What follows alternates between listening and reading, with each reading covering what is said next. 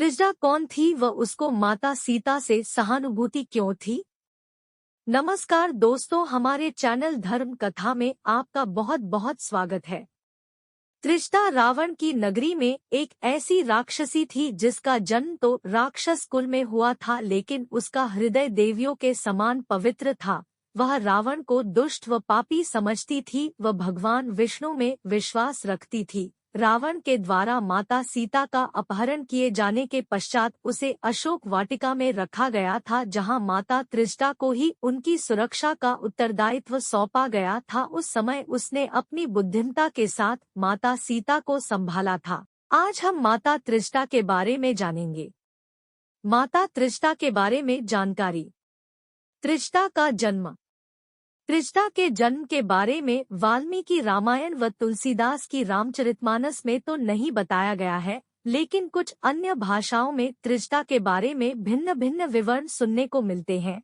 सबसे प्रमुख मान्यता के अनुसार त्रिजटा को रावण के छोटे भाई विभीषण व उनकी पत्नी सरमा की पुत्री बताया गया है। कुछ अन्य रामायण में त्रिजटा को रावण व विभीषण की बहन के रूप में दर्शाया गया है। किसी भी बात को प्रामाणिक तौर पर नहीं कहा जा सकता, लेकिन यह निश्चित है कि उसका जन्म एक राक्षस कुल में हुआ था। फिर भी उसके अंदर राक्षसी प्रवृत्ति के गुण नामात्र थे। वह हमेशा माता सीता की सच्ची मित्र के रूप में याद की जाती है। अशोक वाटिका में माता सीता की अंगरक्षक की भूमिका। जब रावण छल के द्वारा माता सीता को पंचवटी से अपने पुष्पक विमान में उठाकर ले आया तो उसने माता सीता को अशोक वाटिका में रखा। रावण के द्वारा माता त्रिजटा को ही सीता की सुरक्षा सौंपी गई व सभी राक्षसियों का प्रमुख बनाया गया। रामायण में त्रिजटा की भूमिका भी यही से शुरू हुई थी, जिसमें उन्होंने स्वयं के चरित्र को ऐसा दिखाया जिससे वह आमजनों के दिल में हमेशा के लिए बस गई।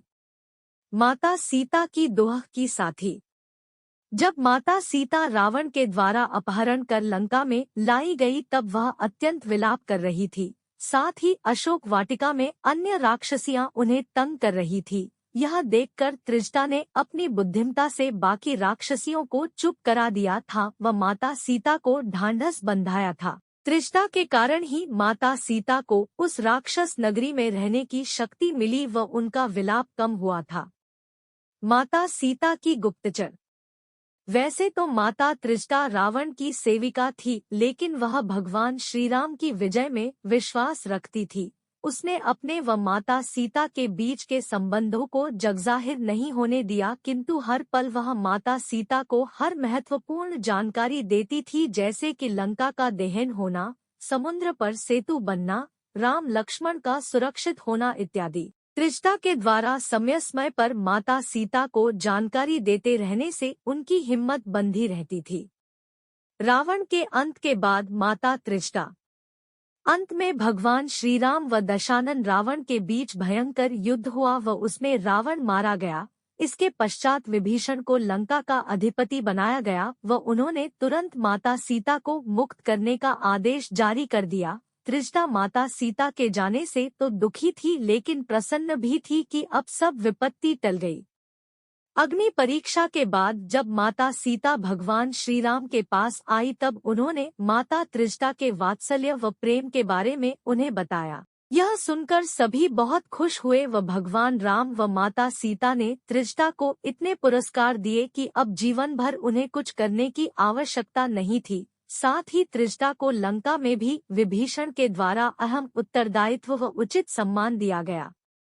कुछ मान्यताओं के अनुसार माता त्रिजटा भगवान राम व माता सीता के साथ पुष्पक विमान में बैठकर अयोध्या भी आई थी व कुछ दिनों तक उनके साथ रही थी। कुछ रामायण में लंका विजय के बाद यह बताया गया है कि विभीषण ने भगवान हनुमान से अनुरोध किया था कि वे उनकी बेटी त्रिजटा से विवाह कर ले। इसके बाद हनुमान ने त्रिजटा से विवाह किया, जिन्हें उन्हें एक पुत्र तेगनगा प्राप्त हुआ।